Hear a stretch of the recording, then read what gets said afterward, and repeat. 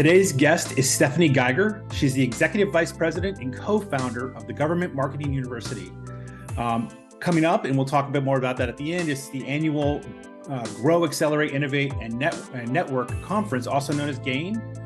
But I was really excited. There were some friends of mine in my network, and I do a lot of networking events, who told me I needed to talk to Stephanie so that we could hear her story. So thank you for joining me today, Stephanie. Thank you, Jeremy. I'm excited to be here. And like I said, I feel like we've probably met at some point, but I'm happy to be here face to face with you now. So for those who have not met you, including myself, talk about your background, where you're from, who you are, and what you do. Sure. So I am a Northern Virginia native. I did flee the East Coast for a little bit. I had a few California and New Mexico adventures, but I'm one of those weirdos that's like kind of been here for forever. Grew up in Vienna, and now I'm here just outside of that area, raising my family. So I've got a 6-year-old and a 4-year-old, and my husband and I have our hands full often with those 2 little guys. But I have been doing B2G marketing for nearly my whole career, so about 16 years. And over the course, I've held various roles with resellers, professional services firms, and OEM. And then in 2015, I co-founded Government Marketing University, or GMRC for short.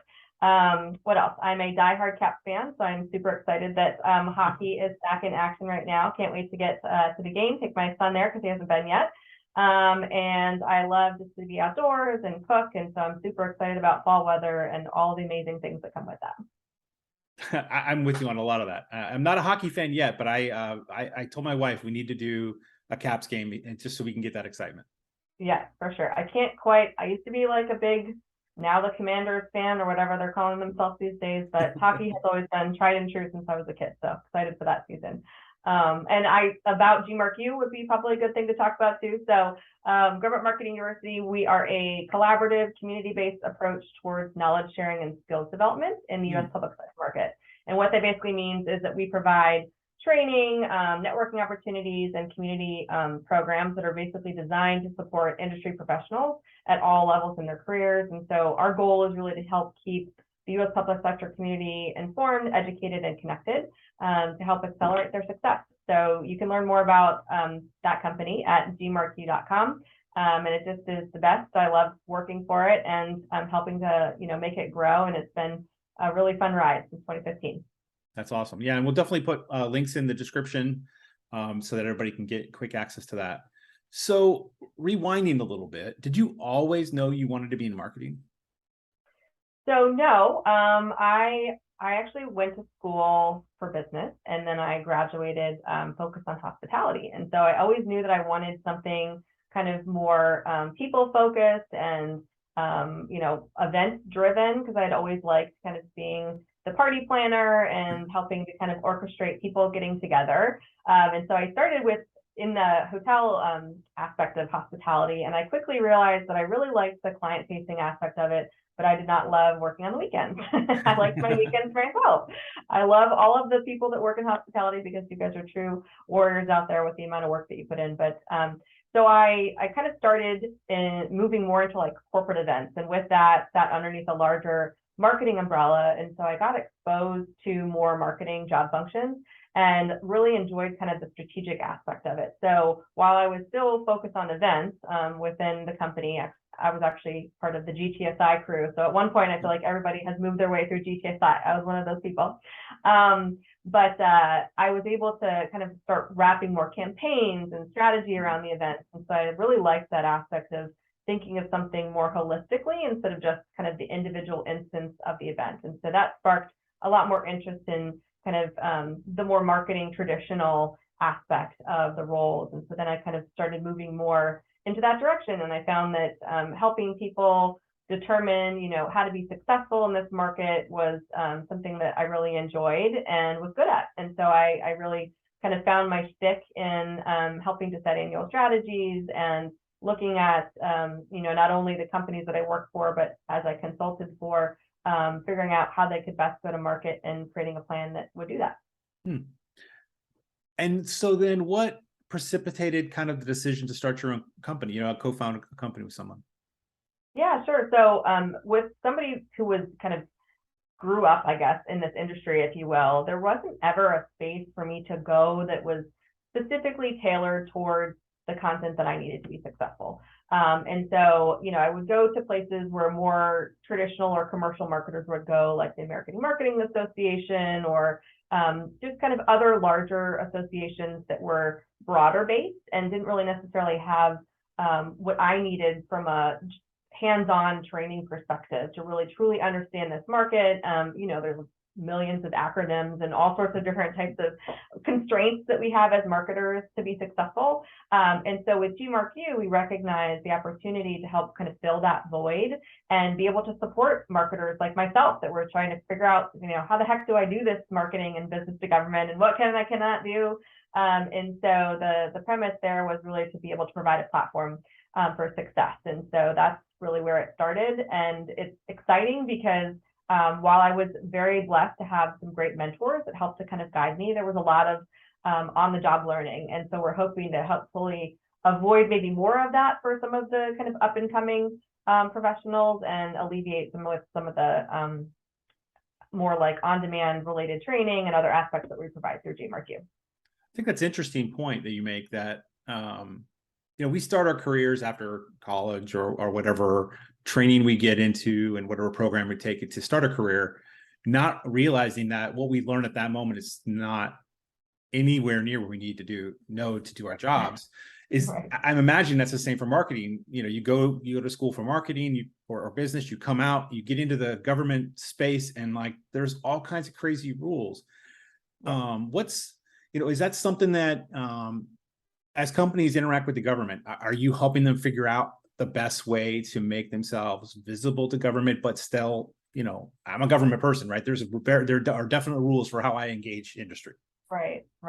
Yeah, absolutely. So, one of the ways is through our GAIN conference that you mentioned. So we have an annual conference that's really supposed to help arm marketing and communications professionals with what are the right tactics, what are the right techniques that you need in order to be successful, what is happening right now in the government marketplace that you need to be aware of so that you're smart in your strategies, so that you are applying the right messaging in order to be effective with your customers. So those are the types of ways that we're trying to support the community so that it isn't quite such a learning curve, and so that you can more quickly adapt your strategy and be successful in reaching the government audience. Because while there are some kind of more commercially driven strategies that are now making their way into kind of our government marketing space, it's a harder avenue to really get in front of. And so being able to sharpen your pencil and kind of hone your craft is really critical in helping to move the needle for your organization.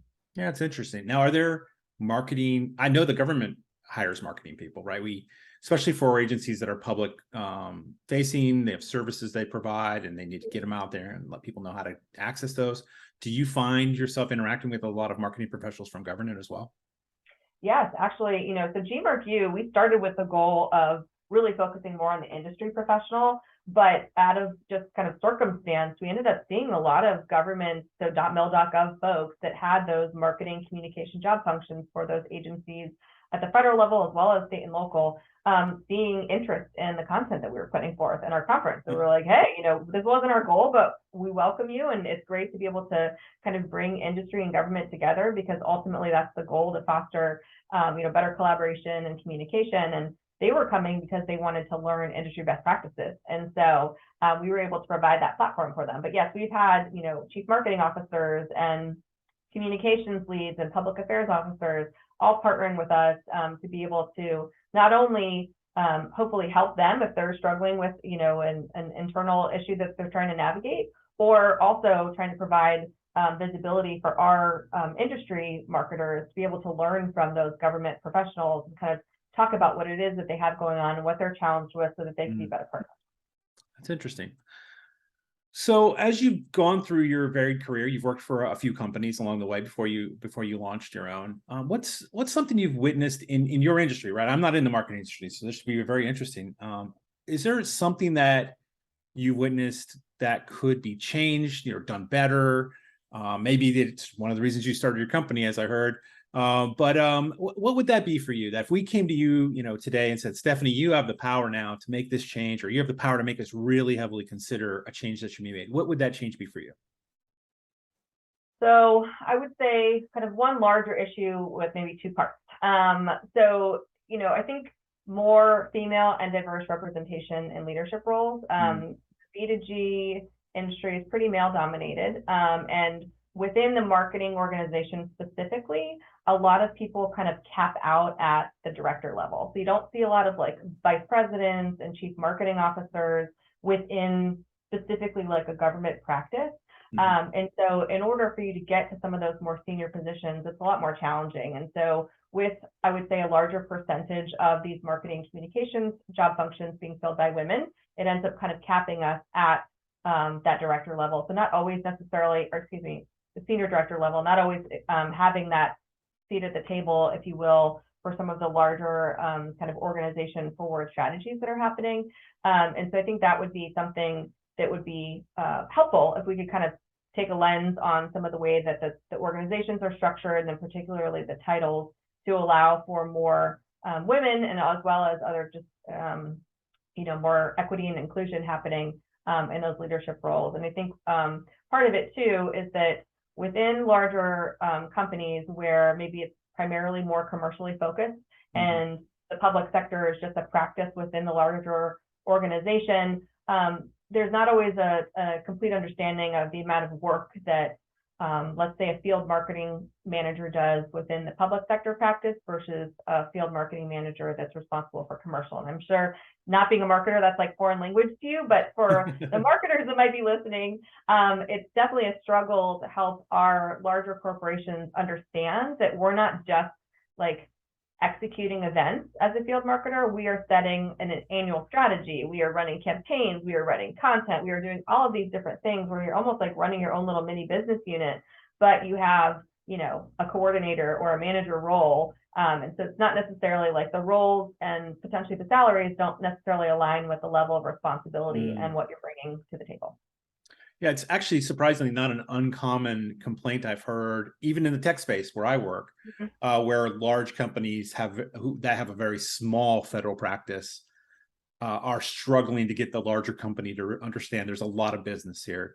Right. Because they're especially now. I mean, there's so much money that has got that's flowing into government right now. I mean, it's a crazy, amazing time for government contractors. But yes, it is, even with that, and the tech industry is still making cuts. And the marketing budget is always a place, and department is always a place where people tend to cut first.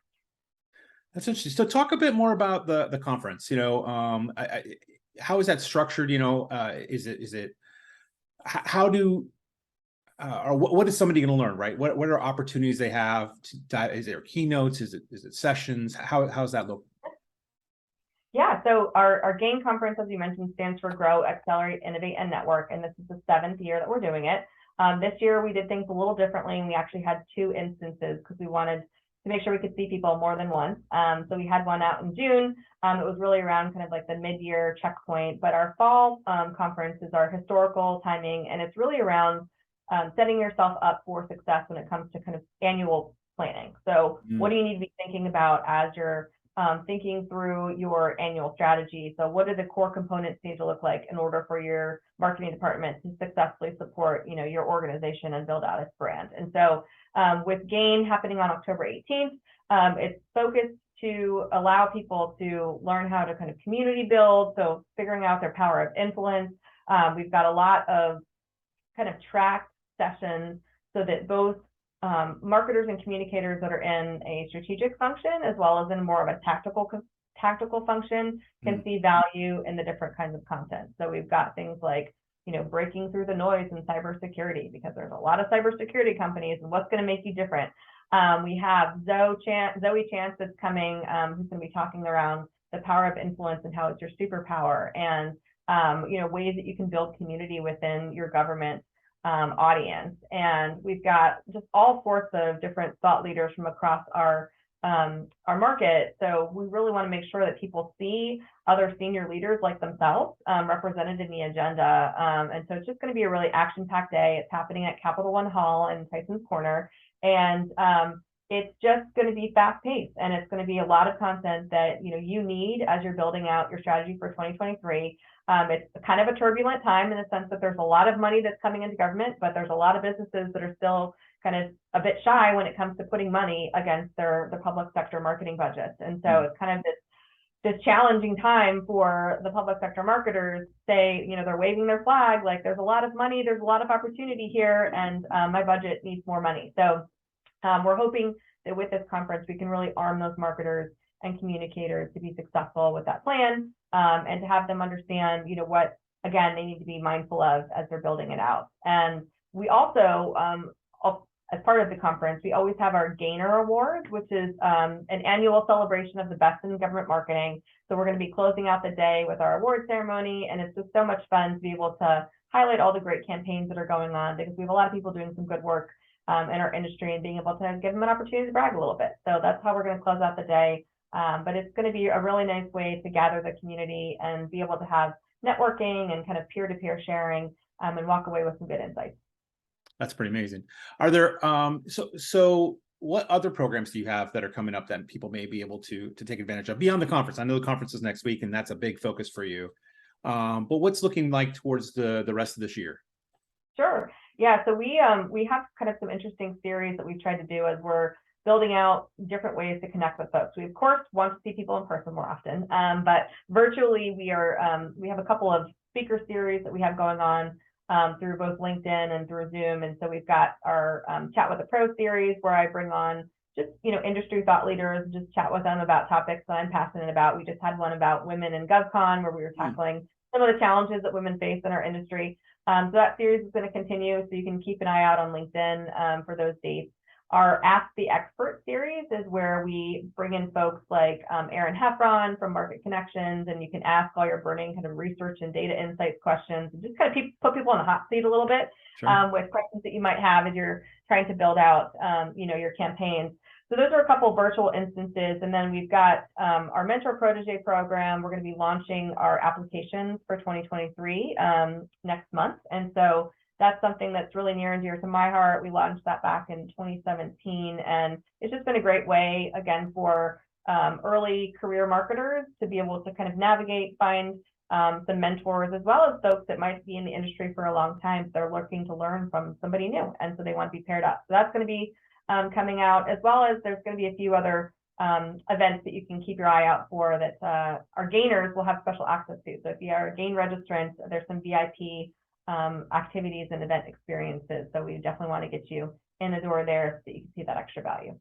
That's awesome. Well, Stephanie, I am impressed with you. This is it's really interesting for me always to meet somebody who's in a different field for myself and hear a bit of the terminology and the excitement for what you have going on. And so I wish you well on your conference, and thank you so much for coming on the podcast. Thank you, Jeremy. I appreciate the opportunity. It's always fun to be able to share a little bit about what we're doing and to meet somebody new. So I appreciate being featured here today.